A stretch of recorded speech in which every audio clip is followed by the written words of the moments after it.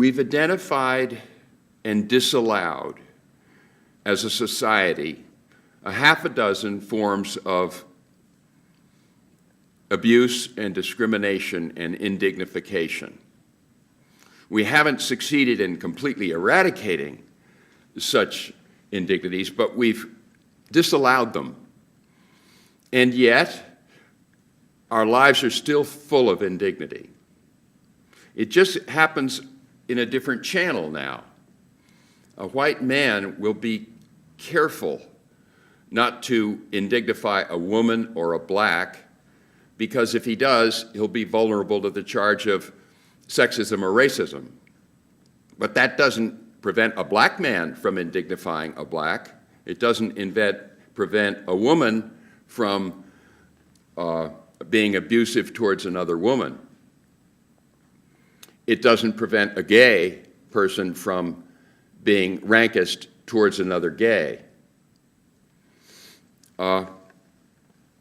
And more largely, it doesn't prevent any of us from engaging in put-downs and denigration towards other individuals. In other words, we can think of this as we've been lopping heads off the hydra of prejudice and abuse, but we haven't got to the body of the beast. And I call the body of the beast rankism, because all of the isms I've mentioned are examples of indignification. They're examples of feeling that my superiority entitles me to look down on you and to deny you certain equal privileges or opportunities. That's what whites did to blacks. We basically said, you can't play this game. This game is reserved for us.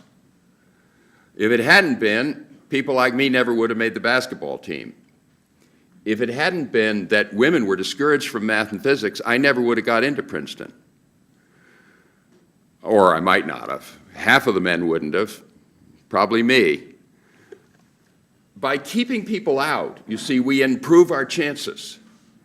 And the instinct to indignify and exclude groups and individuals comes from the knowledge that that will make it easier for us.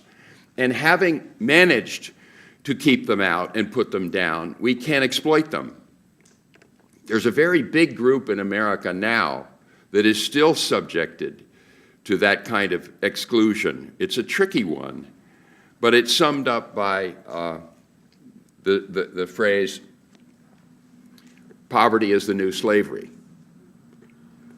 That there you still blame it on the victim. You still say, well, the guy was lazy. He didn't work hard enough. If he'd only worked harder, he wouldn't be poor.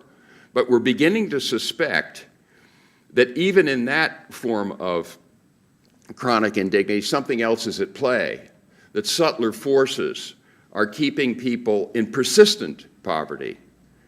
It used to be, I had a lot of friends who were poor when I was 8 years old. I went back to a high school reunion a few years ago, and most of those poor kids are now well off or even very rich. The American dream was alive and well in the 40s and 50s and 60s. You could get out of poverty in one generation. Now it's almost impossible. We've managed to lock 40 million people in persistent poverty. Maybe only 35 million of them are really stuck there, and the other 5 can get out. Still way too many. So there's a form of classism that's still alive and well.